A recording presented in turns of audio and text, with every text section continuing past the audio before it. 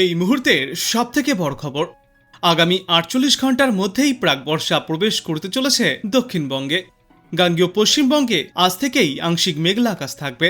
বজ্র বিদ্যুৎ সহ বৃষ্টির সম্ভাবনাও থাকছে দক্ষিণবঙ্গের একাধিক জায়গায়। আর পশ্চিমের জেলাগুলিতে ক্রমশই এবার বাড়বে বৃষ্টির পরিমাণ, সঙ্গে থাকবে প্রবল বজ্রপাতের আশঙ্কাও।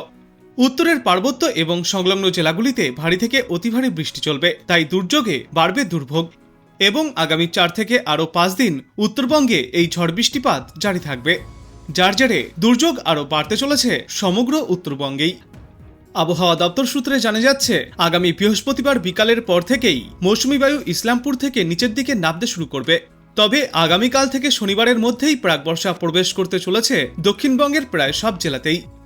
গত ৩১শে মে ইসলামপুর পর্যন্ত এসে আটকে ছিল দক্ষিণ পশ্চিম মৌসুমী বায়ু, যা আজ বিকাল থেকে কিছুটা গতি পাবে এবং উত্তরবঙ্গের বাদবাকি এলাকায় আর দক্ষিণবঙ্গে প্রবেশ করতে চলেছে।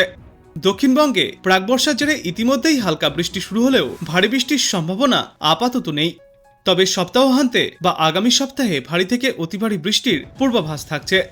বিশেষত আগামী ২৩শে জুনের পর থেকে বৃষ্টির পরিমাণ ক্রমশই বাড়তে চলেছে দক্ষিণবঙ্গের জেলাগুলিতে। আগামী ১ থেকে ২ দিনে উত্তরবঙ্গের বাকি অংশ এবং দক্ষিণবঙ্গের বেশ কিছু এলাকায় মৌসুমী বায়ু প্রবেশ করতে চলেছে এবং তারপর আগামী সপ্তাহে সোমবার এবং মঙ্গলবার নাগাদ গোটা দক্ষিণবঙ্গেই বিস্তার লাভ করবে এই মৌসুমী বায়ু।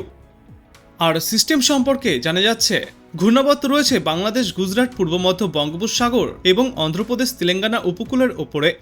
উত্তর দক্ষিণে অক্ষরেখাও রয়েছে বিহার থেকে গাঙ্গেয় পশ্চিমবঙ্গ পর্যন্ত।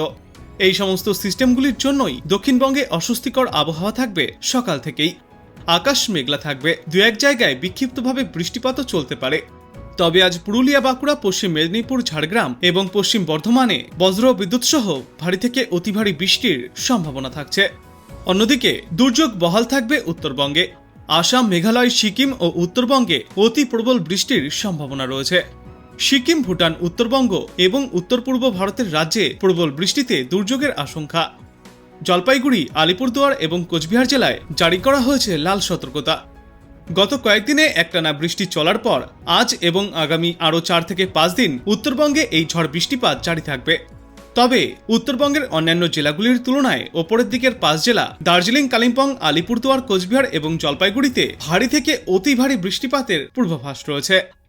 আজ ভারী বর্ষণের জেরে চরম সতর্কবার্তা ইতিমধ্যেই জারি করা হয়েছে জলপাইগুড়ি, আলিপুরদুয়ার এবং কোচবিহার জেলাতে। এইসব জেলাগুলির কোনো কোনো জায়গায় সর্বোচ্চ ২০০ মিলিমিটার বা তার বেশি বৃষ্টির আশঙ্কা রয়েছে। নতুন করে নদীর জলস্তর আরও বাড়তে চলেছে, প্লাবনের আশঙ্কাও রয়েছে, সঙ্গে পার্বত্য এলাকাগুলিতে ধসের আশঙ্কাও থাকছে। অর্থাৎ উত্তরবঙ্গের জেলাগুলিতে দুর্যোগের কারণে দুর্ভোগ আরও বাড়তে চলেছে। এদিকে আজ কলকাতা এবং পার্শ্ববর্তী এলাকাগুলিতে জলীয় বাষ্পের পরিমাণ অনেকটাই বেশি থাকবে। আর্দ্রতাজনিত অস্বস্তি ভোগাবে। সারাদিন থাকবে মেঘলা আকাশ। বিকাল বা সন্ধ্যার দিকে বজ্র বিদ্যুৎ সহ বৃষ্টিপাত হতে পারে, তবে বৃষ্টির পরিমাণ আশানুরূপ হবে না। পরিসংখ্যানে জানা গিয়েছে, আজ সর্বনিম্ন তাপমাত্রা ছিল ২৮.২ ডিগ্রি সেলসিয়াসে এবং আজ সর্বোচ্চ তাপমাত্রা ৪৫ ডিগ্রি সেলসিয়াস ছুঁই ছুঁই থাকবে। বাতাসে আজ জলীয় বাষ্পের সর্বাধিক পরিমাণ থাকবে ৮৭%, আর ন্যূনতম পরিমাণ থাকবে ৭২%। এবার চলুন আমরা দেখে নেই আজ আবহাওয়া দপ্তর থেকে কি কি সতর্কতা জারি করা হয়েছে। দক্ষিণবঙ্গের জেলাগুলিতে বৃষ্টিপাত আজ থেকে আগামী ৩ দিনে অনেক জায়গাতেই হালকা থেকে মাঝারি বৃষ্টিপাতের সম্ভাবনা আছে। আর তার সাথে সাথে আমাদের মৌসুমী বায়ু প্রবেশের সম্ভাবনাও আছে আগামী ২-৩ দিনের মধ্যে দক্ষিণবঙ্গের কিছু কিছু এলাকায়। আর উত্তরবঙ্গের যে আমাদের উত্তর দিনাজপুর, দক্ষিণ দিনাজপুর, মালদা জেলা বাকি রয়েছে, এসব অংশেও মৌসুমী বায়ু প্রবেশ করার সম্ভাবনা রয়েছে। কলকাতা ও তার পার্শ্ববর্তী অঞ্চলে আগামী ২৪ ঘন্টায় সাধারণত মেঘলা আকাশেই থাকবে। আজ সর্বোচ্চ তাপমাত্রা ৩৫-এর কাছাকাছি থাকার সম্ভাবনা। কাল সর্বনিম্ন তাপমাত্রা ২৯ থেকে ৩০-এর মাঝামাঝি থাকবে।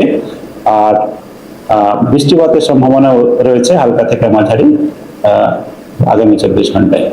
পশ্চিমের জেলাগুলোতেও আগামী ২-৩ দিনের মধ্যে আমাদের অনেক জায়গাতেই হালকা থেকে মাঝারি বৃষ্টিপাত হবে। ভারী বৃষ্টিপাতের সতর্কতা নেই, কিন্তু আমাদের বজ্রবিদ্যুৎ সহ বৃষ্টিপাতের সম্ভাবনা রয়েছে। বজ্রবিদ্যুতের সম্ভাবনা রয়েছে ১-২ জায়গা করে। আর মনসুনের যেটা প্রবেশে সেটা বললাম কয়েকটা জেলায় হবে, যেমন আমাদের রেনফল যে হিসাবে হবে সেই হিসাবে আমরা যখন প্রবেশ করবে তখনই বলা হবে কোন কোন এরিয়া কভার করছে। মৌসুমী বায়ু সাধারণত আপনার দক্ষিণ থেকে উত্তর আর পূর্ব থেকে পশ্চিম এই দুটো ভাবে প্রবেশ করতে থাকে। যেমন আমাদের প্রথমে দক্ষিণের জেলাগুলো যেমন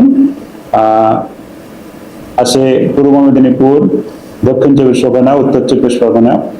পূর্বের দিকের জেলা নদিয়া, মুর্শিদাবাদ, উত্তর চব্বিশ পরগনা কিছু অংশ এই জেলাগুলোতে আসে। তো আমাদের মনসুন বা মৌসুমী বায়ু প্রবেশ সাধারণত এই জেলাগুলোর প্রথমের দিকে হতে থাকে, তারপরে দিকে মুভ করতে থাকে। প্রথম দিনে বা পরের দিনে কতটা হবে একসঙ্গে অনেক সময় একই সঙ্গে সর্বত্রই হতে পারে, আবার কিছুটা অংশ একদিনে হলো, পরের অংশ পরের দিনে হলো, এরকম পরে কয়েকদিন পরে বা পরে হলো সেটা হতে পারে। তবে আমরা এখন যেটা বলেছি কিছু অংশে প্রবেশ করবে, সেটা যখন প্রবেশ করবে সেই মুহূর্তে আপনাদের বলা হবে যে কোন অংশটুকু কভার করবে। ডিলে আপনার দক্ষিণবঙ্গের প্রবেশের ডিলে এটা আপনার অতটা ডিলে নয়, কারণ আমাদের হচ্ছে 10 থেকে 15 তারিখের মধ্যে হয়, আজকে আপনার 19 তারিখ। তবে আপনি যেটা বলতে চাইছেন উত্তরবঙ্গ আর দক্ষিণবঙ্গের ডিফারেন্স, উত্তরবঙ্গ আমাদের সাধারণত 5 তারিখে হয়ে থাকে, এবারে একটু আগে হয়েছে। আর দক্ষিণবঙ্গে সাধারণত 10 থেকে 15 একটু পরে, তার জন্য ডিফারেন্সটা একটু বেশি। তবে এরকম আপনার এর আগেও ডিফারেন্স হয়েছে, যেমন 2022-এ যদি আমরা দেখি 23 জুন উত্তরবঙ্গে প্রবেশ করেছিল আর আমাদের দক্ষিণবঙ্গে প্রবেশ করেছিল 18 জুন। আর তেমনি 2023-এ আবার ডিফারেন্সটা অতটা না, 12 জুন উত্তরবঙ্গে প্রবেশ করেছিল, 19 জুন দক্ষিণবঙ্গে প্রবেশ করেছিল।